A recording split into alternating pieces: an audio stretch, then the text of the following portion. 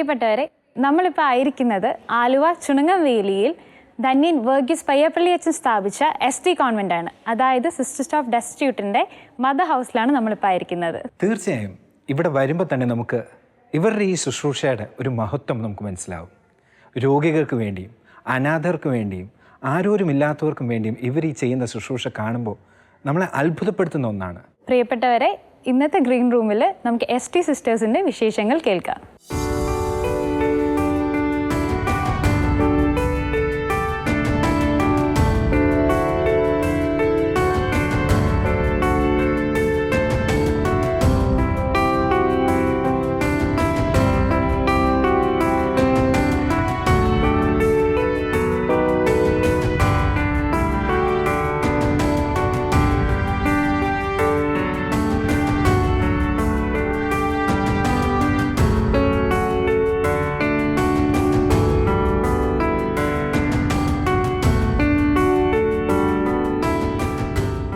ഇപ്പം നമ്മോടൊപ്പം ഉള്ളത് SD കോൺവെന്റിലെ സിസ്റ്റർ ഗ്രേസിയാണ്.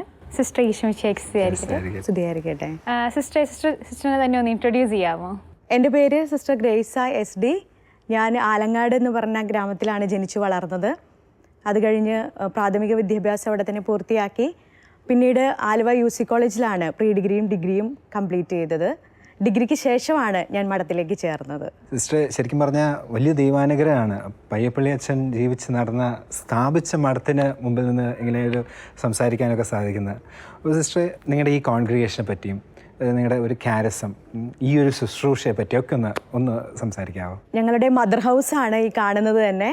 1927 ധന്യൻ വർഗീസ് പയ്യപ്പള്ളി അച്ഛനാൽ സ്ഥാപിതമായതാണ് ഞങ്ങളുടെ SD congregation, sisters of the destitute, അഗതികളുടെ സഹോദരിമാർ. കരുണാർദ്ര ശുശ്രൂഷയ്ക്ക് സാക്ഷ്യം വഹിച്ചുകൊണ്ട് 1800-ലധികം സഹോദരിമാരാണ് ഇപ്പോൾ ഈ സഭയിലുള്ളത്. ലോകത്തിൻ്റെ വിവിധ ഭാഗങ്ങളിൽ എല്ലാവരും ഈ ശുശ്രൂഷയ്ക്ക് സാക്ഷ്യം വഹിക്കുന്നു. അഗതികളിലേക്ക് മാത്രമാണ് SD സഹോദരിയുടെ കണ്ണെപ്പോഴും നിലകൊള്ളുന്നത്. അതുകൊണ്ട് തന്നെ എല്ലായിടങ്ങളിലും ഓൾഡ് ഏജ് ഹോമുകളും ടെർമിനൽ കെയർ സെൻ്ററുകളും വികലാംഗർക്കും ഡിഫറൻ്റ്ലി ഏബിൾഡ് ആയിട്ടുള്ള കുട്ടികൾക്കും ക്യാൻസർ, എയ്ഡ്സ് പോലുള്ള ടെർമിനൽ കെയർ സെൻ്ററുകളും ഒക്കെ ആയിട്ടാണ് ഇന്ന് SD സഹോദരിമാർ ശുശ്രൂഷ ചെയ്യുന്നത്. അന്ന് 6 പ്രോവിൻസുകളും ഒരു റീജിയനുമായിട്ടാണ് ഈ SD കോൺഗ്രിഗേഷൻ നിലകൊള്ളുന്നത്. ഇതാണോ ആദ്യം സ്ഥാപിച്ച മഠം? അതെ, ഇതാണ് ചുണങ്ങവേലിയിലെ കുറുക്കൻകുന്ന് എന്നറിയപ്പെടുന്ന ഈ സ്ഥലത്താണ് ആദ്യമായിട്ട് വല്യച്ഛൻ ആദ്യത്തെ 5 സഹോദരിമാരെ കൂട്ടി ഈ സന്യാസ സമൂഹം തുടങ്ങിയത്. സ്ഥാപക പിതാവിനെ ഞങ്ങൾ വല്യച്ഛൻ എന്നാണ് വിളിക്കുന്നത്. വല്യച്ഛൻ ആദ്യമായിട്ട് ഈ ശുശ്രൂഷ ഞങ്ങളെ പഠിപ്പിച്ചു തന്ന ചെറിയ മുറിയും ഈ ഒരു കോൺവെൻറ്റിൽ തന്നെയാണ്. വല്യച്ഛൻ ബലിയർപ്പിച്ചിരുന്ന മുറിയും ഈ 4 മുറിയിൽ ഒരെണ്ണം തന്നെയാണ്. അന്ന് ആദ്യമായിട്ട് സിസ്റ്റർ കൊച്ചുത്രേസ്യയോട് വല്യച്ഛൻ പറഞ്ഞു, ആരാണ് ഈ കിടക്കുന്നത് എന്ന് ചോദിച്ചുകൊണ്ടാണ് ശുശ്രൂഷ ആരംഭിച്ചത്. അങ്ങനെ കിടക്കുന്ന രോഗിയെ വല്യച്ഛൻ തന്നെ ശുശ്രൂഷിച്ച് എങ്ങനെയാണ് പരിപാലിക്കേണ്ടതെന്ന് ഞങ്ങളെ പഠിപ്പിച്ചു തന്നതും ഇവിടെ വെച്ച് തന്നെയാണ്. അങ്ങനെ ഈ കിടക്കുന്നവരിൽ ഈശോയെ കണ്ടുകൊണ്ട് ശുശ്രൂഷിക്കണമെന്ന് വല്യച്ഛൻ ഞങ്ങളെ ആദ്യമായിട്ട് പഠിപ്പിച്ചു തന്നു. തീർച്ചയായും ഞാൻ അകത്ത് കയറിയപ്പോൾ അങ്ങനെ ഒരു മുറി എന്നെ കാണിച്ചു തന്നായിരുന്നു. ഇങ്ങനെ ഇവിടെയാണ് ആദ്യമായിട്ട് ശുശ്രൂഷിച്ചതെന്ന് പറഞ്ഞുകൊണ്ട്. ഇതെന്നായിരുന്നു സ്ഥാപിച്ചത്? 1927 ഈ ചുണങ്ങവേലിയിലെ കുറുക്കൻകുന്നിൽ ഇത് സ്ഥാപിച്ചത്. അതിനു മുമ്പ് വല്യച്ഛൻ ഈ നാട്ടിലെ 88-ലെ വെള്ളപ്പൊക്കത്തിൻ്റെ സമയത്തൊക്കെ പാവങ്ങളെ ഒത്തിരിയേറെ ശുശ്രൂഷിച്ചിരുന്നൊരു വ്യക്തിയാണ്. ജനകീയ പങ്കാളിത്തത്തോടു കൂടി തന്നെ എല്ലാവരിലേക്കും ഇറങ്ങിച്ചെന്ന് ശുശ്രൂഷ ചെയ്തിരുന്നു. ആ നാളുകളിലാണ് സാധുജന സേവനത്തിന് വേണ്ടി മലയാളക്കരയിൽ ഒരു ശുശ്രൂഷാ ഭവനമില്ല എന്ന് മനസ്സിലാക്കിക്കൊണ്ട് ആദ്യമായിട്ട് ഈ അഗതി മന്ദിരം തുടങ്ങുന്നത്. പയ്യപ്പള്ളി അച്ഛനെ പറ്റി പറയുമ്പോൾ സിസ്റ്ററിൻ്റെ ഓർമ്മയിലേക്ക് വരുന്ന കാര്യങ്ങളൊന്ന് പറയൂ. വല്യച്ഛനെ ഉത്തേജിപ്പിച്ച വചനമാണ് ഇന്ന് ഞങ്ങളെയും ഉത്തേജിപ്പിക്കുന്നത്. അതാണ് ഏറ്റവും ആദ്യം മനസ്സിലേക്ക് വരുന്നത്. എൻ്റെ ഏറ്റവും എളിയ സഹോദരന്മാരിൽ ഒരുവന് നിങ്ങളിത് ചെയ്തു കൊടുത്തപ്പോൾ എനിക്ക് തന്നെയാണ് ചെയ്തു തന്നത്. അതുപോലെ തന്നെ വല്യച്ഛൻ പറഞ്ഞ മറ്റൊരു കാര്യമാണ് ഈ പാവങ്ങളിൽ ഈശോയെ കണ്ടുകൊണ്ട് ശുശ്രൂഷിക്കണമെന്നുള്ളത്. പാവങ്ങളോടുള്ള ഭക്തി ദൈവത്തോടുള്ള ഭക്തി തന്നെയാണെന്ന് വല്യച്ഛൻ ഞങ്ങളെ പഠിപ്പിച്ചിട്ടുണ്ട്. വല്യച്ഛൻ്റെ മരണസമയത്തും വല്യച്ഛൻ ഞങ്ങളെ പഠിപ്പിച്ചൊരു കാര്യമാണ്, ദൈവഹിതം എന്തോ അത് നിറവേറുന്നതിനായി മാത്രം പ്രാർത്ഥിച്ചാൽ മതിയെന്ന്. ഇന്നും SD സഹോദരിമാർ ഹൃദയത്തിലേറ്റുന്ന കാര്യങ്ങൾ ഇതൊക്കെ തന്നെയാണ്. ശരിക്കും പറഞ്ഞാൽ ഈ നിങ്ങൾ ചെയ്യുന്ന ശുശ്രൂഷയൊക്കെ ഞങ്ങൾ മഹനീയമായി നോക്കിക്കാണുന്ന ഒരു കാര്യമാണ്. ഞാൻ ചിറ്റിലപ്പള്ളിയിൽ ഞങ്ങളുടെ ക്യാൻസർ പേഷ്യൻസിൻ്റെ അടുത്ത് ശുശ്രൂഷ ചെയ്തിരുന്ന സമയത്ത് ആരോരുമില്ലാതെ വലിച്ചെറിയപ്പെട്ട ഒരു മുസ്ലിം സഹോദരൻ അവിടെ ഉണ്ടായിരുന്നു. അപ്പോൾ മരിക്കാറായതിൻ്റെ 2-3 ദിവസം മുമ്പ് വരെ എന്നോട് ചോദിച്ചിട്ടുണ്ട്, എന്തിനാ എല്ലാവരും ഉപേക്ഷിച്ച എന്നെ നിങ്ങൾ നോക്കുന്നത് എന്തിനാ ആര് പറഞ്ഞിട്ടാ? അപ്പോൾ എനിക്ക് ഉത്തരം പറയാൻ പറ്റിയിട്ടുണ്ട്, അത് ഈശോ പറഞ്ഞിട്ടാ, ജീസസ് ആണിത് പറഞ്ഞത്, അതുകൊണ്ടാണ് നോക്കുന്നത്. ആ ഒരു സംതൃപ്തിയോടെ മരണമടയുന്നത് കണ്ടപ്പോൾ ആദ്യമായിട്ട് എൻ്റെ മനസ്സിൽ തോന്നിയിട്ടുണ്ട്, ഈ വിളി ഒരിക്കലും തെറ്റിപ്പോയിട്ടില്ല എന്ന്. അതിനുശേഷമുള്ള ജീവിതത്തിലേക്ക് നോക്കുമ്പോഴാണെങ്കിലും ഒത്തിരിയേറെ ജീവിതങ്ങൾക്ക് അവരുടെ സഹനങ്ങളുടെ മധ്യത്തിൽ, അവരുടെ ബുദ്ധിമുട്ടുകളുടെ മധ്യത്തിലൊക്കെ അവർക്ക് സഹായമായിട്ട് നിൽക്കാൻ പറ്റിയപ്പോൾ, പലരെയും സൂയിസൈഡിൻ്റെ അറ്റത്ത് നിന്ന് തന്നെ രക്ഷിച്ചു കൊണ്ടുവരാൻ, ജീവിതത്തിലേക്ക് തിരിച്ചു കൊണ്ടുവരാൻ പറ്റിയപ്പോൾ, വിശ്വാസത്തിലേക്ക് തിരിച്ചു കൊണ്ടുവരാൻ പറ്റിയപ്പോഴൊക്കെ ഈ വിളി ഏറ്റവും സ്വാർത്ഥകമായി എന്ന് തോന്നിയിട്ടുള്ള നിമിഷങ്ങളാണ്. ഒരുപാട് സന്തോഷം സിസ്റ്ററെ. ഇങ്ങനൊരു ശുശ്രൂഷ ചെയ്യുന്ന സിസ്റ്ററെ കാണുമ്പോൾ ഭയങ്കര എന്താ പറയുക, അനുഗ്രഹം, വലിയ ദൈവാനുഗ്രഹം തോന്നുന്നു ഞങ്ങൾക്ക്. അപ്പോൾ നിങ്ങളെ പരിചയപ്പെടാൻ സാധിച്ചാലും തീർച്ചയായും ഞങ്ങളെയും പ്രാർത്ഥനയിൽ ഓർക്കുക. Thank you very much.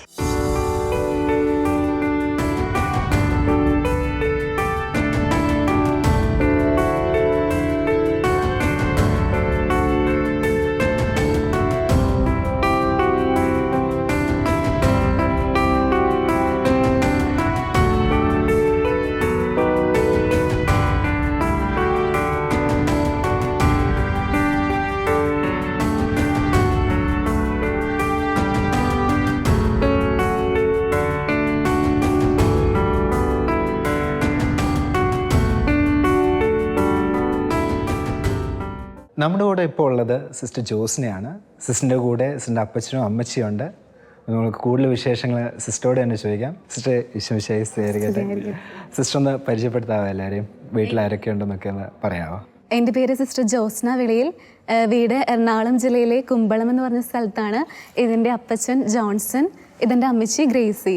എനിക്കൊരു അനിയത്തിയുണ്ട്. അനിയത്തിയുടെ പേര് ആഷ്ന. പിന്നെ അവളുടെ കല്യാണം കഴിഞ്ഞു. അവളുടെ ഹസ്ബൻഡിൻ്റെ പേര് സ്റ്റീവ്. ഒരു കുഞ്ഞാവയുണ്ട് അവർക്കിപ്പോൾ, അവൻ്റെ പേര് സെയിൻ. പിന്നെ അവരുടെ വീട് വൈപ്പിനിലാണ്. ഞാനിപ്പോൾ സിസ്റ്ററായിട്ട് 7 വർഷമായി. കഴിഞ്ഞ 2016 ഒക്ടോബർ 1 എൻ്റെ ഉടുപ്പിടിയിൽ. പിന്നെ കഴിഞ്ഞ ഏപ്രിൽ 22 ആയിരുന്നു ഫൈനൽ പ്രൊഫഷൻ. പിന്നെ ഇപ്പോൾ ഞാൻ സെൻറ്റ് ജെയിംസ് ഹോസ്പിറ്റൽ ചാലക്കുടിയിൽ ഫാർമസിസ്റ്റായിട്ട് വർക്ക് ചെയ്യുവാണ്. സിസ്റ്റർ എങ്ങനെയായിരുന്നു സിസ്റ്ററിൻ്റെ ദൈവവിളി തിരിച്ചറിഞ്ഞത്? അതിന് ഹെൽപ്പ് ചെയ്ത സാഹചര്യങ്ങളൊക്കെ എന്തായിരുന്നു എന്ന് പറയുമോ? എൻ്റെ ദൈവവിളിയെ പറ്റി ചിന്തിക്കുമ്പോൾ, പിന്തിരിഞ്ഞ് നോക്കുമ്പോൾ ദൈവത്തിന് ഒത്തിരി നന്ദി മാത്രമേ പറയാനായിട്ട് സാധിക്കുകയുള്ളൂ. കാരണം ഇപ്പോൾ 7 വർഷമായി ഉടുപ്പിട്ടിട്ട് എൻ്റെ ദൈവവിളിയിൽ ഏറ്റവും കൂടുതൽ എന്നെ ഈശോയിലേക്ക് നയിച്ചത്, ഈശോയുടെ സ്നേഹം തിരിച്ചറിയാനായിട്ട് എന്നെ കൂടുതൽ സഹായിച്ചത് എൻ്റെ അപ്പച്ചനും അമ്മച്ചിയും തന്നെയാണ്. കാരണം അവരുടെ സ്നേഹം ഒത്തിരി കിട്ടി തന്നെ ഞാൻ വളർന്നു വന്നത്.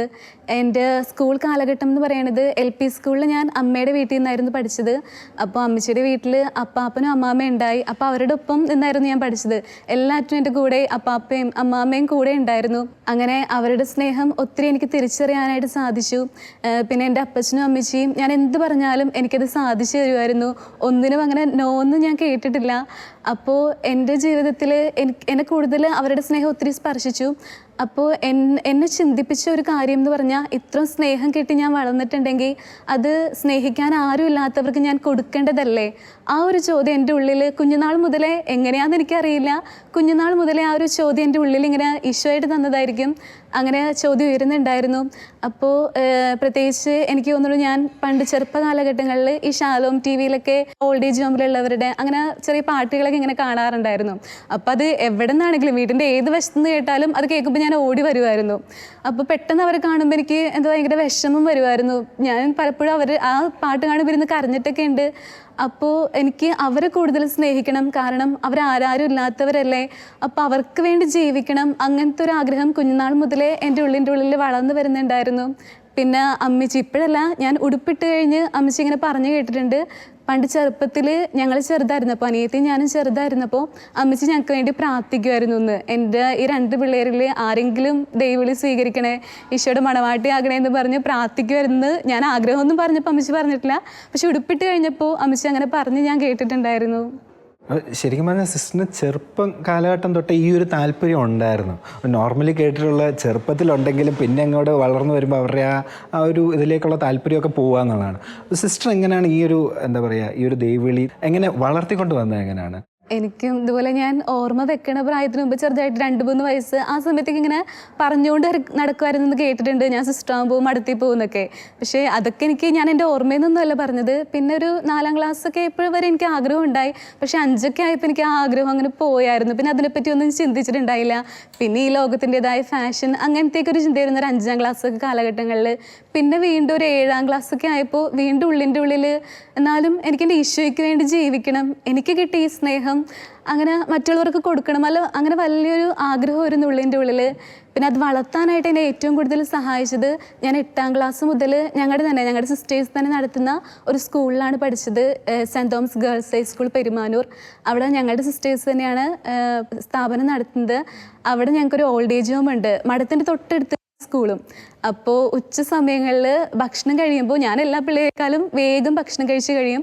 എന്നിട്ട് അവരുടെ അടുത്ത് പോയി അപ്പച്ചന്മാരെയും അമ്മച്ചന്മാരും ഓടിപ്പോയി കാണുമായിരുന്നു. അധികം സമയമൊന്നും കിട്ടില്ല, നമുക്ക് ആ ബ്രേക്കിൻ്റെ സമയം കിട്ടുള്ളൂ. പക്ഷേ എങ്കിലും കുറച്ച് നേരമെങ്കിലും എല്ലാ ദിവസവും ഞാൻ മുടങ്ങാതെ അവരുടെ അടുത്ത് പോയി അവരെ കാണുകയും, അപ്പോൾ അതൊക്കെ കൂടുതൽ ഈ ഒരു വിളിയിലേക്ക് ശക്തിപ്പെടുത്താനായിട്ട് അതൊക്കെ ഒത്തിരി സഹായിച്ചിട്ടുണ്ട് പലപ്പോഴും. സമ്മതിക്കണം കേട്ടോ. കാരണം ഞാനൊക്കെ എനിക്ക് ബ്രേക്ക് ടൈം കിട്ടുന്നത് പെട്ടെന്ന് കഴിച്ചു തീർന്ന വേഗം പോയി കളിക്കാനാണ്. ആ കാലഘട്ടത്തിൽ വേഗം കഴിച്ചിട്ട് ഇങ്ങനെ ഒരു ശുശ്രൂഷയ്ക്ക് വേണ്ടി പോയെന്ന് കേട്ടതിൽ ഒരുപാട് സന്തോഷം. പക്ഷെ എനിക്കും അങ്ങനെ തിരിഞ്ഞു നോക്കുമ്പോൾ ഞാനായിട്ടല്ല അത് ചെയ്തത്, ഈശോ എന്നെ കൊണ്ട് ചെയ്യിപ്പിച്ച പോലെ എനിക്ക് തോന്നണേ. കാരണം ഈശോയ്ക്ക് എൻ്റെ വേണമായിരുന്നു ഒരു അഗതി സഹോദരിയായിട്ട് ഈശോയ്ക്ക് വേണ്ടി ശുശ്രൂഷ ചെയ്യാൻ.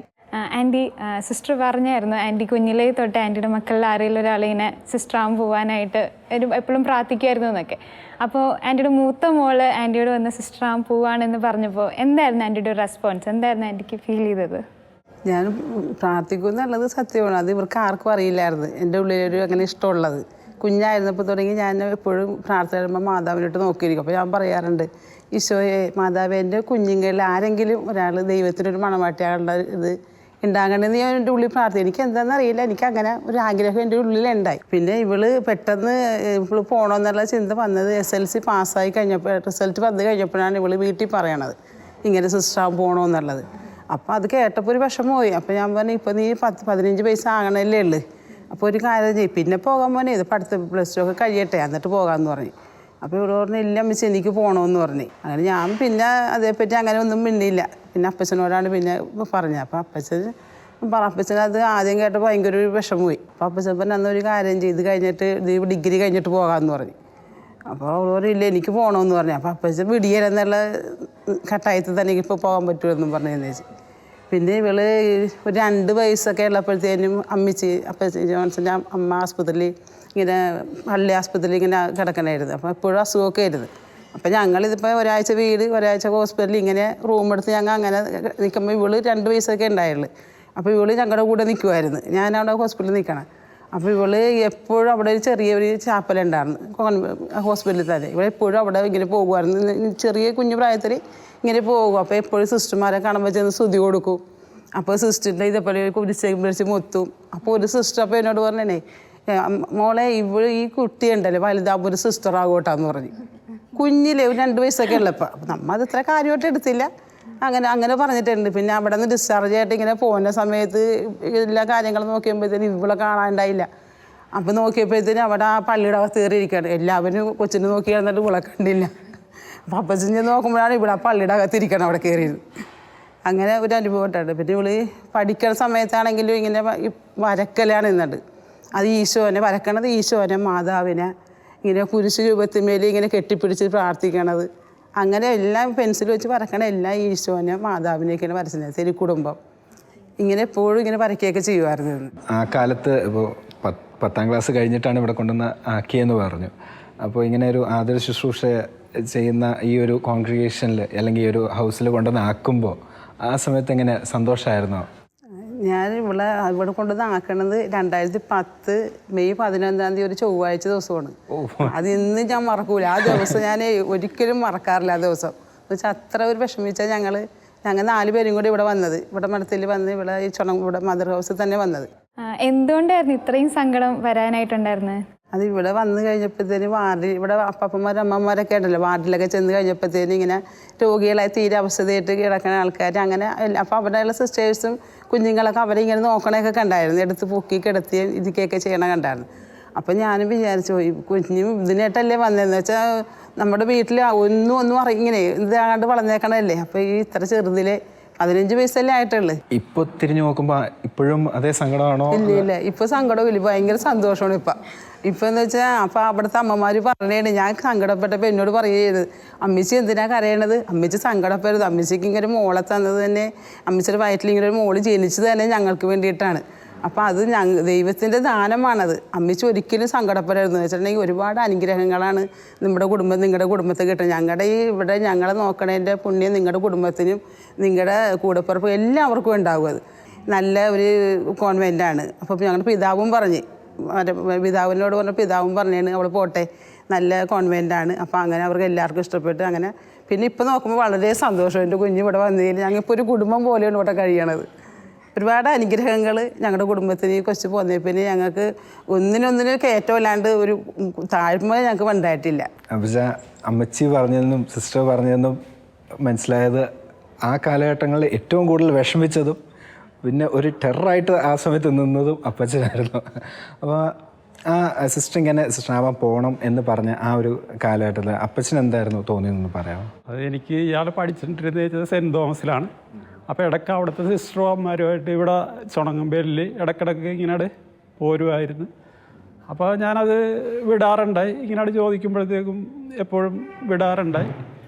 പിന്നെ SSLC ഒക്കെ കഴിഞ്ഞപ്പോഴാണ് ഇങ്ങനെ പെട്ടെന്ന് എന്നോടൊരു ഇങ്ങനെ ഞാൻ ഒരു കാര്യം പറഞ്ഞ അപ്പച്ചി എനിക്കത് സാധിച്ചു തരുവാന്ന് ചോദിച്ചു. അപ്പോൾ എനിക്കത് പെട്ടെന്ന് ഉൾക്കൊള്ളാൻ പറ്റിയില്ല. പിന്നെ ഞാനിങ്ങനെ കുറച്ച് ആലോചിച്ച് നല്ലൊരു എന്തിലോട്ടല്ലേ പോണത്, അല്ലാണ്ട് വേറെ എന്തോരം പിള്ളേർ വെറുതെ ഇങ്ങനെ വേറെ എന്തോരം ചീത്ത കാര്യത്തിലൊക്കെ പോണത്. ഇതിപ്പോൾ നമ്മുടെ ഒരു നല്ലൊരു ഭക്തി എന്തായിട്ടുള്ള എന്തിലോട്ടല്ലേ പോണത്. അപ്പോൾ ഞാൻ അത് ഉൾക്കൊള്ളാൻ തുടങ്ങി. പിന്നെ അനിയത്തി എന്നെ കൂടുതൽ നിർബന്ധിച്ച് അങ്ങനെ ചോച്ചു എന്നാണ് വിളിക്കണത് ഇയാളെ. അപ്പോൾ ചോച്ചുവിൻ്റെ ഇഷ്ടം അതാണ്, അപ്പിച്ച് അങ്ങോട്ട് വിട്. അപ്പോൾ ചോച്ചു ഇങ്ങനെ ദൈവം വിളിക്കും പൊക്കോട്ടെ എന്നൊക്കെ പറഞ്ഞപ്പോൾ പിന്നെ അങ്ങനെ ഇവിടെ കൊണ്ടുവന്ന് ആക്കിയാണ് ചെയ്തത്. ഇവിടെ ഇതുപോലെ തന്നെ ആക്കി വെച്ചും പോയപ്പോഴത്തേക്കും വീട്ടിൽ ചെന്ന് കഴിഞ്ഞ് ഭയങ്കര സങ്കടമായിരുന്നു. അപ്പോൾ അമ്മച്ചിയോട് ചോദിച്ച പോലെ ഇപ്പോൾ എങ്ങനെയുണ്ട്, ഇപ്പോൾ ഹാപ്പിയാണോ? അപ്പോൾ ഞാൻ പൂർണ്ണ സന്തോഷവാനാണ്. എനിക്ക് ആരോട് വേണേലും എൻ്റെ മൂത്ത ആള് ഇങ്ങനെ ഒരു സിസ്റ്ററാണെന്ന് പറയാനായിട്ട് നമുക്കൊരു അഭിമാനമുണ്ട്. അമ്മച്ചി പറഞ്ഞു 2010 സിസ്റ്റർ ആവാനായിട്ട് വിട്ടേന്നുള്ളത്. അപ്പോൾ ഇപ്പോൾ ഏകദേശം 10-13 വർഷമായി സിസ്റ്റർ ആവാനായിട്ട് കയറിയിട്ട്. അപ്പോൾ ഏറ്റവും ഇഷ്ടപ്പെട്ടിരുന്ന ഒരു സഭയിലേക്കാണ്, മീൻസ് ശുശ്രൂഷ ചെയ്യുന്ന ഒരു സഭയിലേക്ക് തന്നെയാണ് സിസ്റ്ററിന് കയറാൻ പറ്റിയത്. സിസ്റ്ററിന് ഇപ്പം എന്ത് തോന്നുന്നു ഈ 13 വർഷത്തിന് ശേഷം? ഇപ്പം എനിക്ക് പിന്തിരിഞ്ഞ് നോക്കുമ്പോൾ ഒത്തിരി സന്തോഷം തോന്നുന്നുണ്ട്, അതിലേറെ ഒത്തിരി അഭിമാനം തോന്നുന്നുണ്ട്. പ്രത്യേകിച്ച് ഒരു സമർപ്പിത എന്ന പേരിൽ, അതിൽ കൂടുതൽ ഒരു അഗതികളുടെ സഹോദരിമാരുടെ സന്യാസ സമൂഹത്തിലെ ഒരു സഹോദരി എന്ന പേരിൽ ഒത്തിരി നല്ല സന്തോഷം തോന്നുന്നുണ്ട്. കാരണം തിരുവചനത്തിൽ തന്നെ പറയുന്നില്ലേ, ഈശോയ്ക്ക് വേണ്ടി ആരെങ്കിലും എന്തെങ്കിലും ഉപേക്ഷിച്ചിട്ടുണ്ടെങ്കിൽ അതിന് 100 ഇരട്ടിയായിട്ട് ഈശോ പ്രതിഫലം നൽകുമെന്ന്. ശരിക്കും എൻ്റെ ജീവിതത്തിൽ ദൈവം 100 ഇരട്ടിയല്ല, അതിൻ്റെ 10 മടങ്ങായിട്ട് ദൈവം പ്രതിഫലം തരുന്നുണ്ട്. ഒത്തിരി അനുഗ്രഹങ്ങൾ ദൈവം എൻ്റെ വീട്ടിന് നൽകിയിട്ടുണ്ട്. ഇനിയും ഈശോയ്ക്ക് വേണ്ടി എല്ലാം ഉപേക്ഷിച്ച് ഈശോയ്ക്ക് വേണ്ടി മാക്സിമം എന്തുമാത്രം ഓടി നടക്കാൻ സാധിക്കുമോ അത്രത്തോളം ഓടി നടക്കണമെന്നുണ്ട്. ഇങ്ങനെ വചനത്തിൽ പറയുന്നുണ്ടല്ലോ, ഞാൻ ജീവിക്കുന്നെങ്കിൽ കർത്താവിന് സ്വന്തമായി ജീവിക്കുന്നു, മരിക്കുന്നുവെങ്കിൽ കർത്താവിന് സ്വന്തമായി മരിക്കുന്നുവെന്ന് തിരുവചന ഭാഗത്തിൽ പറയുന്നുണ്ട്. അതുപോലെ ഞാൻ ജീവിച്ച എൻ്റെ ഈശോയ്ക്ക് സ്വന്തമായിട്ട്, മരിച്ചാലും എൻ്റെ ഈശോയ്ക്ക് സ്വന്തമായിട്ട്. അതുപോലെ ഈശോയ്ക്ക് വേണ്ടി എവിടേക്ക് ഓടി നടക്കാൻ പറ്റുമോ അത്രത്തോളം എനിക്ക് ഓടി നടന്ന് ഈശോയ്ക്ക് കൊടുക്കണമെന്ന് നല്ല ആഗ്രഹമുണ്ട്. പിന്നെ എൻ്റെ സഹോദരിമാർ, എൻ്റെ സന്യാസ സമൂഹം, അതൊക്കെ ഒത്തിരി ശക്തിയാണ് മുന്നോട്ടുള്ള ജീവിതത്തിലും. ഇന്ന് വരെയുള്ള എൻ്റെ ജീവിതത്തിലും എൻ്റെ ശക്തിയായിട്ട് കൂടെ നിന്നത് എൻ്റെ സഹോദരിമാരാണ്. പിന്നെ ഞാനിങ്ങനെ 10ാം ക്ലാസ് കഴിഞ്ഞപ്പോൾ മഠത്തിലേക്ക് പോകുന്നെങ്കിലും ഞാൻ തന്നെ വാശി പിടിച്ചാൽ വന്നെങ്കിലും എൻ്റെ ഉള്ളിൽ എനിക്കൊരു വിഷമം ഉണ്ടായിരുന്നു. കാരണം എൻ്റെ വീട്ടിൽ അപ്പച്ചനും അമ്മച്ചിയും പിന്നെ ഒരു അനിയത്തിയാണല്ലോ ഉള്ളത്. അപ്പോൾ ഒത്തിരി സ്നേഹം അവരെ നിന്ന് കിട്ടിയിട്ടുണ്ട്. പിന്നെ അവരെ പെട്ടെന്ന് ഇങ്ങനെ വിട്ടു പോകുന്നപ്പോൾ ഈശോയ്ക്ക് വേണ്ടി ജീവിക്കണം എന്നുള്ള ആഗ്രഹമുണ്ട്. അതുപോലെ അവരെ വിട്ടു പോകുന്നപ്പോൾ ഉള്ളിൻ്റെ ഉള്ളിൽ ചെറിയൊരു വിഷമം ഉണ്ടായിരുന്നു. പക്ഷേ ഞാനത് ആരോടും അപ്പച്ചനോടും അമ്മച്ചിയോടൊന്നും പറഞ്ഞിട്ടില്ല. കാരണം പിന്നെ ഞാൻ പറഞ്ഞ് എന്നെ തിരിച്ച് വിളിച്ചാലോ അങ്ങനത്തെ ഒരു ചിന്തയായിരുന്നു എൻ്റെ ഉള്ളിൽ. പക്ഷെ എന്നാലും ഞാൻ ഈശോയോട് അത് പറയുമായിരുന്നു. പ്രത്യേകിച്ച് ഞാൻ എൻ്റെ വീടിനെ തിരുക്കുടുംബത്തിന് സമർപ്പിച്ച് പ്രാർത്ഥിക്കുമായിരുന്നു പലപ്പോഴും. ഇപ്പോൾ ആരെങ്കിലും പറ്റിയ വിഷമം വന്നാൽ, ഇപ്പോൾ അപ്പച്ചനെ പറ്റി ഞാൻ വിഷമം തോന്നണമെങ്കിൽ ഞാൻ ഉടനെ ഔസപിതാവിനോട് പറയും, ഔസപിതാവ് എൻ്റെ അപ്പച്ചൻ്റെ കാര്യം നോക്കിക്കൊള്ളണമെന്ന് പറയും. അതുപോലെ അമ്മച്ചീനെ മാതാവിനും പിന്നെ അനിയത്തിനും ഉണ്ണീശോയ്ക്കും, അങ്ങനെ അവർക്ക് 3 പേർക്കും കൊടുത്ത് എപ്പോഴും അവർ ഓർമ്മ വരുമ്പോൾ ഞാൻ പ്രത്യേകമായിട്ട് ഇങ്ങനെ പ്രാർത്ഥിക്കുമായിരുന്നു. അപ്പോൾ ഈശോ അത് കേട്ടിട്ടുണ്ട് എന്നതിന് വലിയൊരു തെളിവ് എനിക്ക് ഈശോ തന്നു. കാരണം ഇങ്ങനെ ഒരു ദിവസം അനിയത്തിനെ കൗൺസിലിംഗ് ചെയ്ത സമയത്ത് ഒരു സിസ്റ്ററായിരുന്നു കൗൺസിലിംഗ് ചെയ്തേ. അപ്പോൾ അവളോട് ചോദിച്ചു, ഉണ്ണീശോനെ കാണണ്ടല്ലോ എന്ന് ചോദിച്ചു. അപ്പോൾ അവൾ അമ്മച്ചിയോട് പറഞ്ഞു. അപ്പോൾ അമ്മച്ചിക്ക് അങ്ങനെയൊന്നും മനസ്സിലായില്ല. പിന്നെ എന്നോട് ഇങ്ങനെ അമ്മച്ചി ഫോൺ വിളിച്ച് പറഞ്ഞു. എനിക്കും പെട്ടെന്ന് മനസ്സിലായില്ല. പിന്നെയാണ് ഞാൻ ഓർത്തെ, ഞാൻ എൻ്റെ അനിയത്തിന് ഉണ്ണീശോയ്ക്കാണല്ലോ കൊടുത്തേച്ചേ. ഉണ്ണീശോയോട് പറയായിരുന്നു, അവളെ പറ്റി എന്തെങ്കിലും ചിന്ത വരുമ്പോൾ ഞാൻ ഉടനെ ഉണ്ണീശോയോടായിരുന്നു പറയണേ, ഉണ്ണീശോയെ നീ നോക്കിക്കൊള്ളണോട്ടാ. അപ്പോൾ ശരിക്കും എൻ്റെ നിസ്സാരമായിട്ടുള്ള പ്രാർത്ഥന പോലും ഈശോ കേൾക്കുന്നുണ്ട്. അതിന് വലിയൊരു തെളിവായിട്ടായിരുന്നു ആ അനുഭവം. ഒരുപാട് നന്ദിയുണ്ട് സിസ്റ്റർ ഇങ്ങനെ ഒന്ന് പരിചയപ്പെടാൻ പറ്റിയാലും ഇങ്ങനെ ഒരു കംഫർട്ട് സോൺ വിട്ട് മാറി ചെയ്യണം, അല്ലെങ്കിൽ അത് മാറി ചെയ്യണമെന്ന് അധികം ആരിലും കണ്ടിട്ടില്ല. അതായത് ഒരുപാട് സന്തോഷം. അപ്പച്ചനെയും അമ്മച്ചിയെയും ഒക്കെ കണ്ടതിൽ സന്തോഷം. Thank U.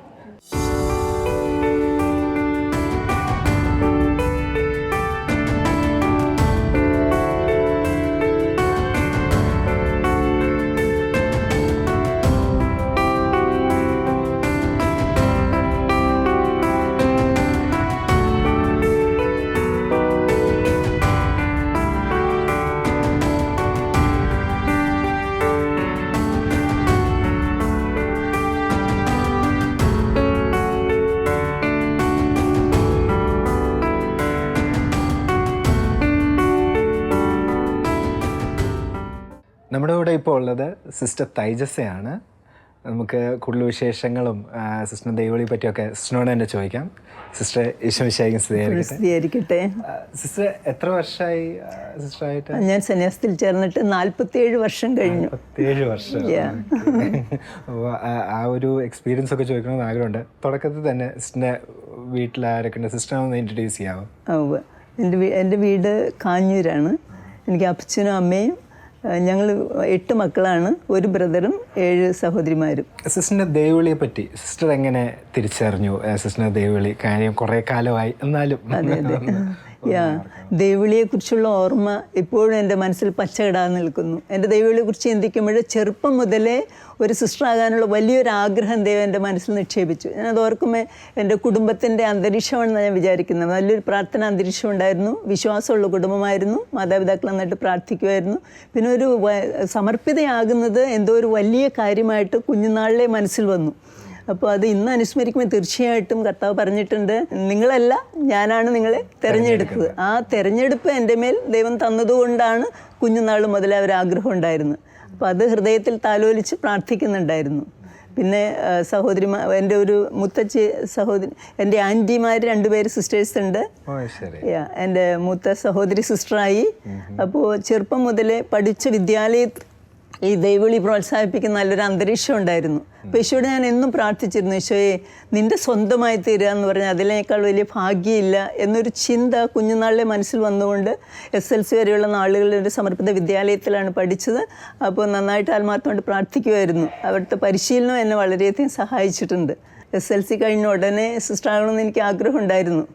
ഞാൻ SLCക്ക് പഠിക്കുമ്പോൾ ഞാൻ പഠിക്കാൻ ദൈവകൃപ കൊണ്ട് നന്നായിട്ട് പഠിക്കാൻ സാധിക്കുമായിരുന്നു. സ്കൂളിൽ ഞാൻ വിദ്യാലയത്തിൽ 1ാം റാങ്കും, അതുപോലെ തന്നെ എൻ്റെ വിദ്യാലയത്തിൽ 1ാം റാങ്കും, മതപഠനത്തിന് വിദ്യാലയത്തിൽ 1ാം റാങ്കും, അതുപോലെ എൻ്റെ അതിരൂപതയിൽ പ്രീ ഡിഗ്രി ഫ്രീ ആയിട്ട് പഠിക്കാനുള്ള സ്കോളർഷിപ്പോടും കൂടിയാണ് പാസ്സായത്.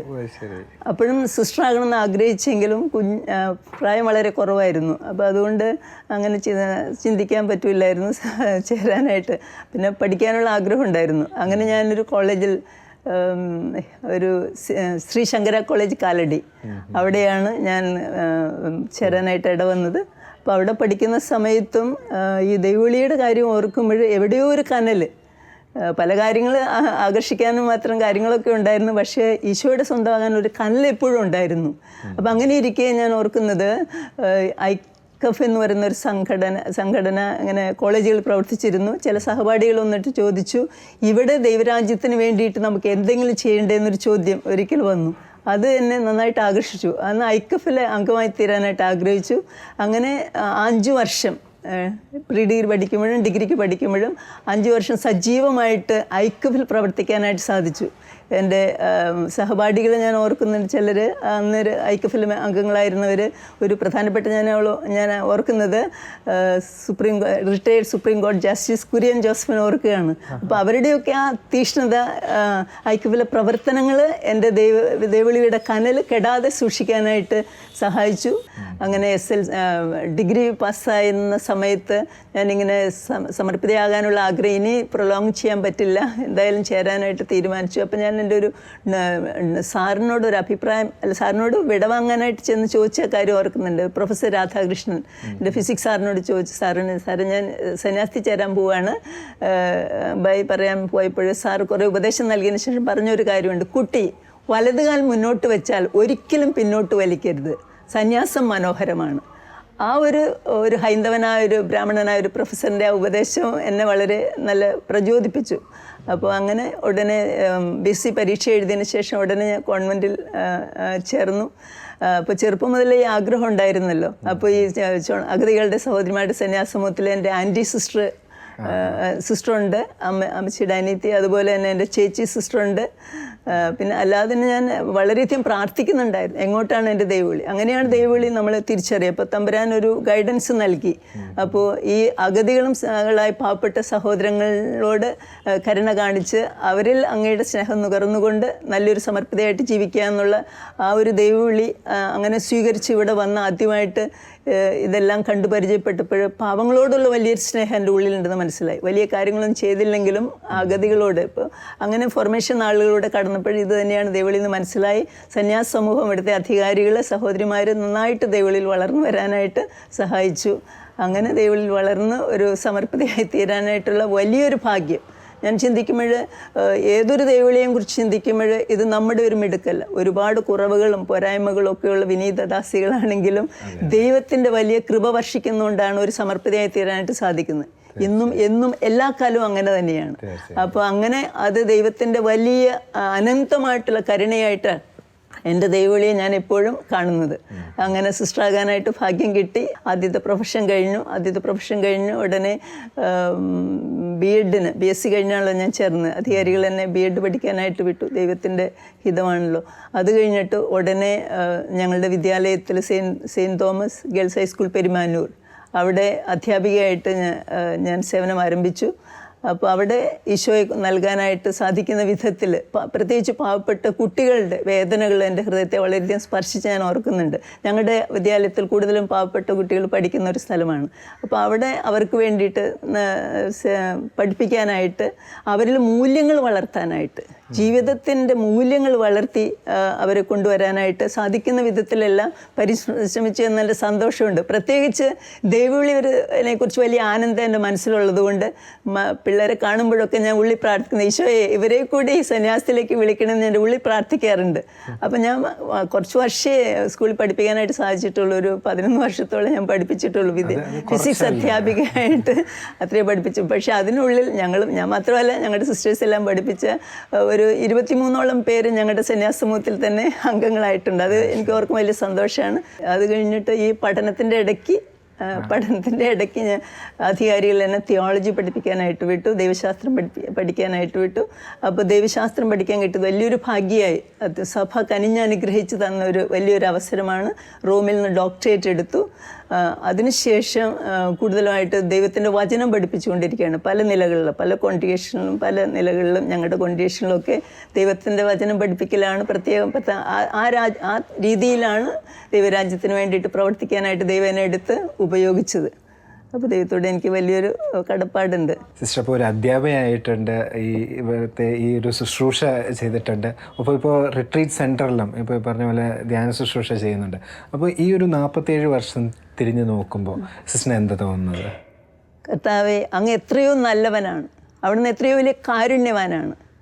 അങ്ങയിൽ ശക്തി കണ്ടെത്തിയ ഭാഗ്യവാന്മാർ. ആ വലിയൊരു സംതൃപ്തിയും സന്തോഷമാണ് എൻ്റെ മനസ്സിൽ അനുഭവപ്പെടുന്നത്. ഇനിയൊരു ജന്മമുണ്ടെങ്കിലും ഒരു സമർപ്പിതയാകാൻ മാത്രമേ ഞാൻ തീരുമാനിക്കുകയുള്ളൂ എന്നുള്ള കാര്യം എനിക്കറിയാം. അത്രയ്ക്ക് സമർപ്പണത്തെ എപ്പോഴും ഞാൻ വലിയൊരു സന്തോഷമായിട്ട് എനിക്ക് അനുഭവപ്പെടുന്നുണ്ട്. സിസ്റ്ററിൻ്റെ വാക്കുകളിലുണ്ട് ആ തീക്ഷ്ണതയും ആ ഒരു പവറും സിസ്റ്ററിൻ്റെ ആ ഒരു വീക്ഷണവും എല്ലാം. ഒരുപാട് സന്തോഷം സിസ്റ്ററെ പരിചയപ്പെടാൻ സാധിച്ചാലും ഞങ്ങളുടെ ഈ ഒരു പ്രോഗ്രാമിൽ പങ്കെടുത്തതിലും. Thank you very much. ഒത്തിരി സന്തോഷം. Thank U.